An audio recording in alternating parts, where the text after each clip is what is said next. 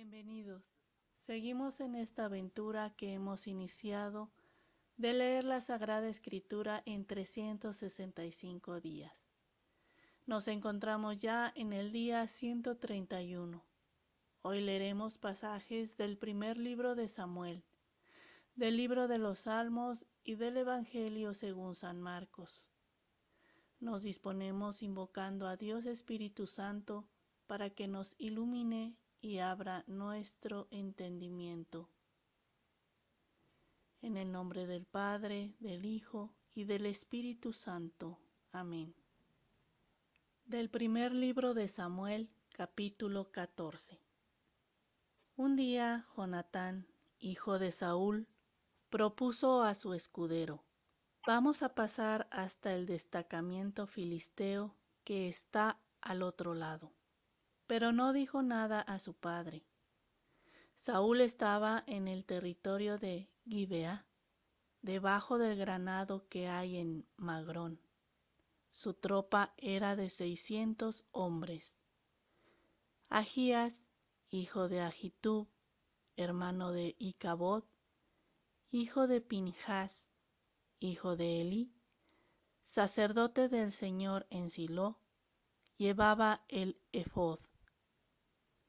La tropa tampoco sabía que Jonatán se había ido. Entre los barrancos por los que Jonatán intentaba llegar hasta el destacamento filisteo, había 2 salientes rocosos, uno a cada lado. Se llamaban Boses y Sene. Uno de los salientes está al norte, frente a Micmas, y el otro al sur, frente a Gibeá. Jonatán dijo a su escudero: ven y crucemos hacia el destacamento de esos incircuncisos. Quizá el Señor nos ayude, porque el Señor puede dar la victoria con muchos o con pocos. Su escudero le respondió: haz lo que estás pensando, yo estoy a tu disposición. Jonatán insistió: mira, vamos a cruzar hacia donde están esos hombres para que nos vean. Si nos dicen: alto ahí hasta que lleguemos donde están ustedes, nos quedaremos donde estamos sin subir hacia ellos. Pero si nos dicen: suban hasta nosotros, entonces subiremos. Esa será la señal de que el Señor los ha entregado en nuestro poder. Los 2 se dejaron ver por el destacamento filisteo, y estos dijeron: miren, unos hebreos que salen de las cuevas donde se habían escondido. Los hombres del destacamento, dirigiéndose a Jonatán y a su escudero, les dijeron: suban hasta donde estamos nosotros, tenemos algo que comunicarles. Jonatán dijo a su escudero: sube detrás de mí, porque el Señor los ha entregado en poder de Israel. Jonatán subió gateando, seguido de su escudero.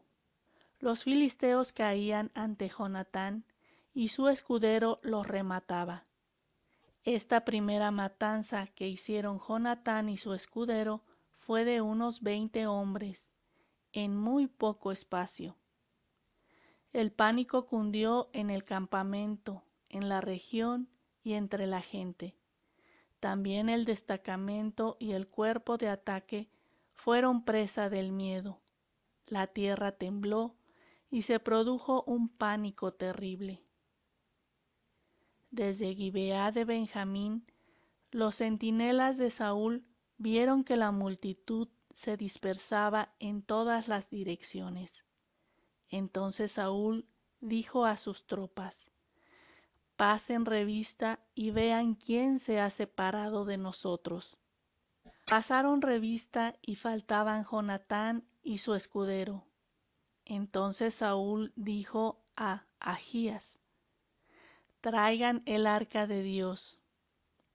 Porque aquel día estaba el arca de Dios con los israelitas. Mientras Saúl hablaba con el sacerdote, el tumulto iba creciendo en el campamento de los filisteos. Y Saúl dijo al sacerdote: «Retira tu mano». Luego Saúl y toda su gente se reunieron y avanzaron hasta el lugar del combate. Allí vieron que los filisteos se atacaban unos a otros y que la confusión era inmensa. Los hebreos que estaban desde hace tiempo con los filisteos y que habían subido con ellos al campamento, regresaron también para ponerse al lado de los israelitas que estaban con Saúl y Jonatán. Y todos los hombres de Israel que se habían escondido en las montañas de Efraín, al oír que los filisteos habían huido, se pusieron también a perseguirlos. Así el Señor dio la victoria aquel día a Israel. La batalla llegó hasta Bet-Aven. Los hombres de Israel estaban agotados aquel día, pues Saúl había hecho jurar al pueblo: «Maldito el hombre que tome alimento antes de la tarde, hasta que yo me haya vengado de mis enemigos». Y nadie había comido nada. Todo el pueblo llegó al bosque donde había mucha miel en el suelo. Al entrar en el bosque, vieron los chorros de miel, pero nadie se la llevó a la boca por temor al juramento hecho.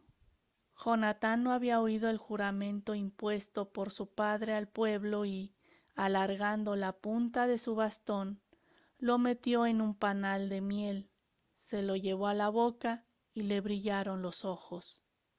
Uno le dijo: «Tu padre ha hecho jurar al pueblo, maldito el hombre que tome alimento hoy, y el pueblo se encuentra muy débil». Jonatán respondió: «Mi padre ha perjudicado al país. Miren cómo me brillan los ojos con solo probar un poco de miel. Seguro que si el pueblo hubiera comido hoy del botín que encontró entre sus enemigos, la derrota de los filisteos habría sido mayor».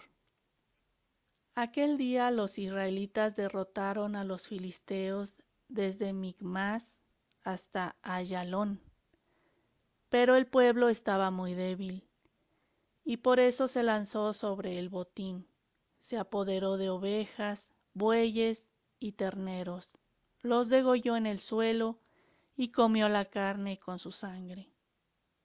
Cuando contaron a Saúl que el pueblo estaba pecando contra el Señor por comer carne con su sangre, dijo: «Han sido infieles, acerquen hasta aquí una piedra grande». Y añadió: «Dispérsense entre el pueblo y díganles que cada uno me traiga su buey y su oveja, para sacrificarlos aquí.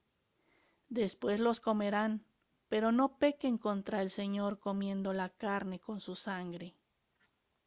Aquella noche llevó cada uno su propia res y la sacrificaron allí.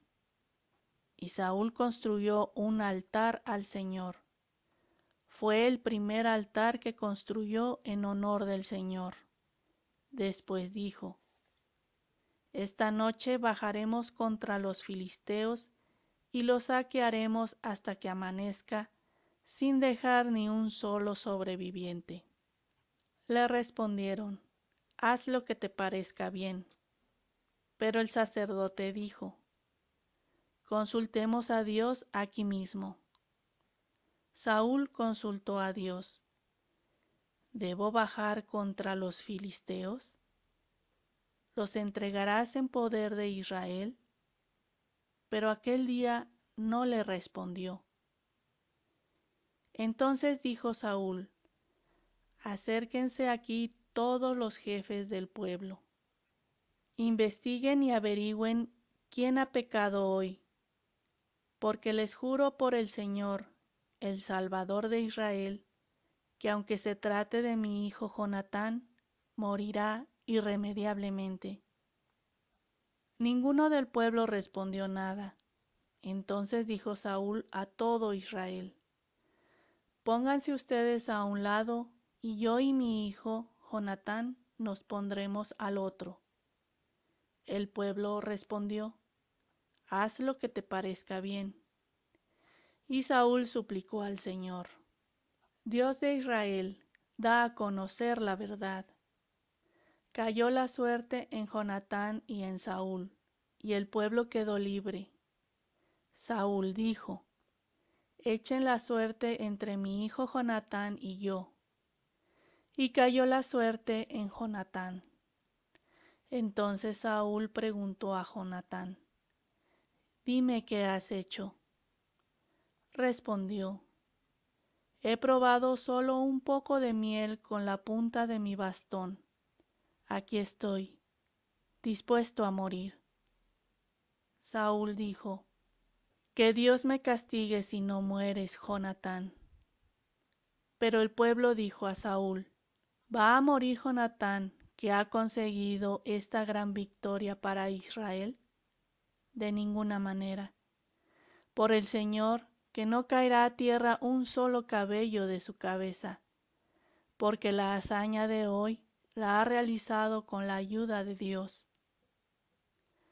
Así salvó el pueblo a Jonatán y no murió.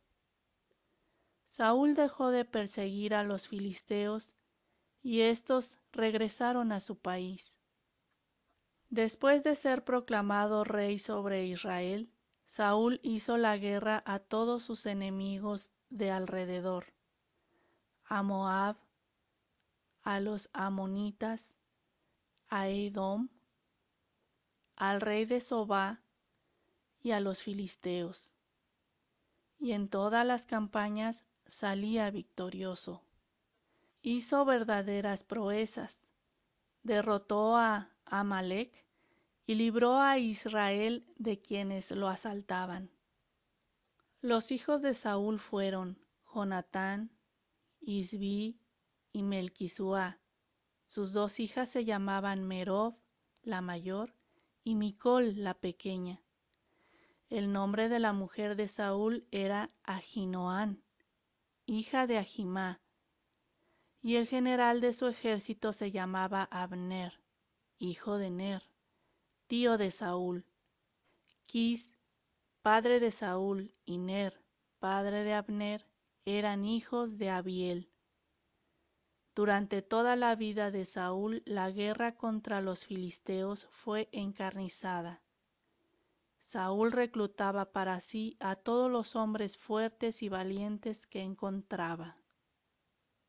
Palabra de Dios, te alabamos, Señor.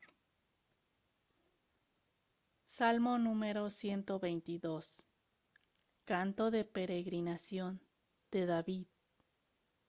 Me alegré cuando me dijeron: vamos a la casa del Señor. Nuestros pies ya pisan tus umbrales, Jerusalén. Jerusalén está construida como ciudad bien trazada. Allá suben las tribus del Señor, para dar gracias al nombre del Señor según la costumbre de Israel. Porque allí están los tribunales del palacio de David, los tribunales donde se administra la justicia. Rueguen por la paz de Jerusalén, vivan en paz los que te aman. Reine la paz dentro de tus muros, la prosperidad en tus palacios. Por amor a mis hermanos y amigos diré: la paz contigo. Por la casa del Señor nuestro Dios, buscaré tu felicidad. Gloria al Padre, al Hijo y al Espíritu Santo, como era en el principio, ahora y siempre, por los siglos de los siglos. Amén. Del Evangelio según San Marcos, capítulo 7, versículos del 1 al 23. Los fariseos y algunos maestros de la ley, procedentes de Jerusalén, se acercaron a Jesús y observaron que algunos de sus discípulos comían con manos impuras, es decir, sin lavárselas. Conviene saber que los fariseos y los judíos en general no comen sin antes haberse lavado las manos meticulosamente, observando así la tradición de sus antepasados. Y al regresar de la plaza, si no se lavan, no comen, y observan por tradición otras muchas costumbres, como la purificación de vasos, jarros y bandejas. Así que los fariseos y los maestros de la ley le preguntaron: ¿por qué tus discípulos no proceden conforme a la tradición de los antepasados, sino que comen sin purificarse las manos? Jesús les contestó: qué bien profetizó Isaías de ustedes, hipócritas, según está escrito: este pueblo me honra con los labios, pero su corazón está lejos de mí. En vano me dan culto, pues las doctrinas que enseñan son preceptos humanos. Ustedes dejan de lado el mandamiento de Dios y siguen la tradición de los hombres. Y añadió: qué bien saben anular el mandamiento de Dios para conservar su tradición. Pues Moisés dijo: honra a tu padre y a tu madre, y el que maldiga a su padre o a su madre será castigado con la muerte. Ustedes, en cambio, afirman que si uno dice a su padre o a su madre: declaro corbán, es decir, ofrenda sagrada, los bienes con los que te podía ayudar, en ese caso ya no está obligado a socorrer a su padre o a su madre, anulando así el mandamiento de Dios con esa tradición que ustedes se transmiten, y hacen muchas otras cosas semejantes a esta. Y llamando de nuevo a la gente, les dijo: escúchenme todos y entiendan esto. Nada de lo que entra en el hombre puede mancharlo. Lo que sale de su interior es lo que mancha al hombre. Cuando dejó a la gente y entró en casa, sus discípulos le preguntaron por el sentido de la comparación. Jesús les dijo: ¿de modo que tampoco ustedes entienden? ¿No comprenden que nada de lo que entra en el hombre puede mancharlo, puesto que no entra en su corazón, sino en el vientre, y va a parar a la letrina? Así Jesús declaraba puros todos los alimentos.